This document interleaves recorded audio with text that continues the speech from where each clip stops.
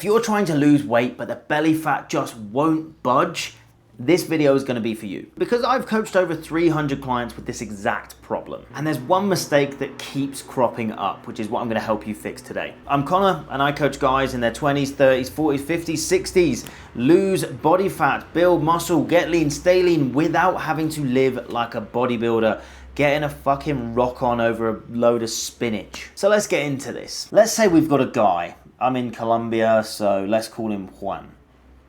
I like that. Juan is 40, he's got a hectic job, 2 kids.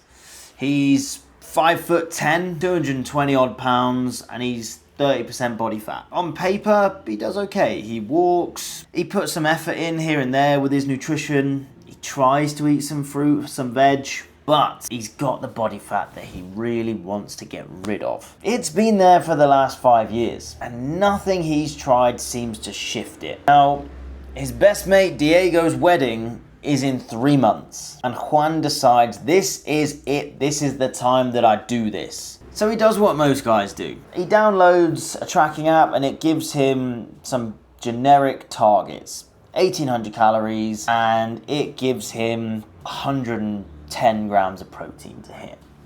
Let's say that. He doesn't actually lift weights either as he's going through this. He instead decides to just do cardio because he thinks, I don't want to be a juiced up bodybuilder. I just want to be lean and look good. Well, 12 weeks in, Juan is 30 pounds down, which was about, let's say, 20 pounds of body fat, but 10 pounds came from lean muscle. So whilst he is getting smaller, his body composition is also decreasing because he's losing muscle mass. He's going to be burning fewer calories at rest because his metabolism is going to be slower as a result of that as well. So he's lost 30 pounds, but he's not getting the visual look that he wants. So he's confused, but he says, I'm determined to maintain this result after Diego's wedding, where they have a few too many drinks. And I'll tell you now, in Colombia, they can fucking drink. They'll be on the aguardiente until 6, 7 o'clock in the morning. Not that I would know. But anyway, so after the wedding, he doesn't really know what to do. He just goes back to normal. And within the next few months, he's back up where he started at 220 pounds, but with less muscle. So his physique has actually gone backwards even though he's the same weight he was before. He's like, what the fuck is going on here?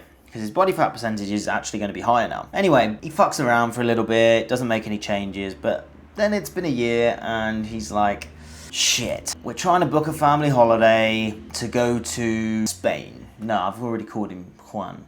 To go to the Amalfi Coast in Italy. I would love to go, it looks beautiful. But the thought of Juan taking his top off makes him want to stick a needle under his toenail and boot the fucking wall. No good. He's got no confidence, he's tired, he can't focus, his testosterone is in the pan, and now he needs to lose more fat than he lost before. Because every time he's tried this, he's ended up losing muscle. So here's the mistake. It's trying to lose weight and not improve your body composition. Just hitting a certain number on the scale isn't what we're chasing here. Yes, it's going to give us a valuable data point, but that isn't everything that we want. The goal is less fat, more muscle, so we have a more aesthetically pleasing physique. So here's what Juan needs to do this time. He needs to train to build muscle. 3 to 5 resistance training sessions per week, committing to what he can be consistent with. There is no fucking point committing to 5 sessions if you can regularly be consistent with 3. Commit to what you can be consistent with because that's what's going to breed the best results.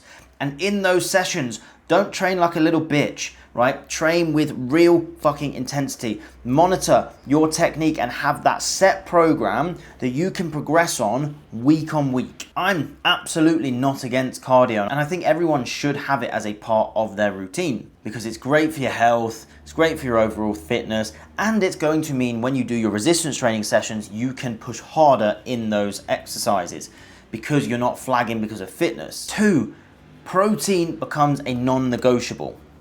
Now, people either massively undershoot protein or massively overshoot protein. What we're looking at here is 0.7 to 1 grams of protein per pound of body weight Or if you're carrying a little bit more body fat, then I would use your ideal body weight. Otherwise, we end up with an unnecessarily high protein target. And the third thing is to make sure you are prioritizing your sleep. Because if we are underslept as we go through a dieting phase, we are putting ourselves at risk of what Juan experienced before, which is muscle loss. And we want to retain and even build muscle whilst dieting, and that is absolutely possible. People will also try and tell you, oh, you should use a smaller deficit so that you can retain more muscle. And I disagree, because if you are using a tiny deficit, you're going to struggle to see results, you're going to get bored, you're going to get unmotivated. If you take a slightly more aggressive approach, in my opinion, to lose fat faster, provided you can be adherent to it, you're much more likely to get to the end goal. And as long as you are resistance training properly, you are hitting your protein, you are going to still put yourself in a position where you're able to build muscle. So utilize the resistance training as the mechanism to develop the body, to build the body, to retain muscle, build muscle. Same with the protein side of things. Use cardio as a supplement on top of what you're doing with the resistance training, with the nutrition. With the nutrition, I would set yourself up at 10 to 12 calories per pound of body weight. If, again, you are carrying more body fat, you can actually go lower than this because you have more stored energy.